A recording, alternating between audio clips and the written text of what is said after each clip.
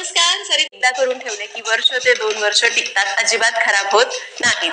आणि इथं हे चिप्स मी आधीच तयार करून घेतलेले आहेत, कारण बटाट्याचे चिप्स आहेत हे 4-5 दिवसांची प्रोसेस आहे आणि त्यामुळं मी आधीच सगळं प्रोसेस केलं, ते शूट करून घेतलं आणि आता तुम्हाला हळूहळू एक एक स्टेप व्यवस्थित समजावून सांगणार आहे.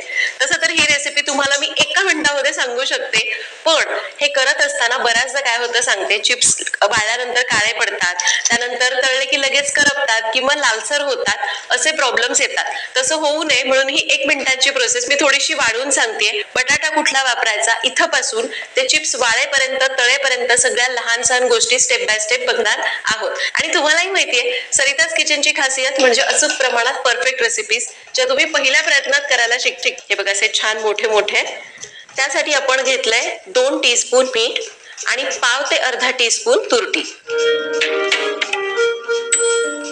तर इथं आपण 3 किलोला 2 चमचे मिठाचा वापर करतोय. थोडंसं जास्त घातलं तरीही चालेल, पण कधी कधी काय होतं ना बघा, हे वाळवणाचे पदार्थ ओले असताना भरपूर दिसतात आणि वाळल्यानंतर ते एवढूसे होतात. आता हे चिप्स खूप जास्त होते, आता हे एवढूसे झाले, त्यामुळे मिठाचं प्रमाण वाळल्यावर जास्त होऊ शकतं.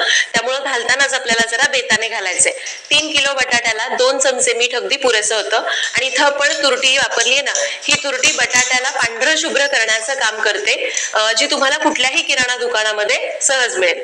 चला, आता आपण साहित्य बघितलं, त्याचं प्रमाण बघितलं. आता चिप्स करण्यासाठी आपल्याला काही तयारी आदल्या दिवशी रात्रीच करायची. तर आदल्या दिवशीच रात्री चिप्स पाडून घ्यायचे.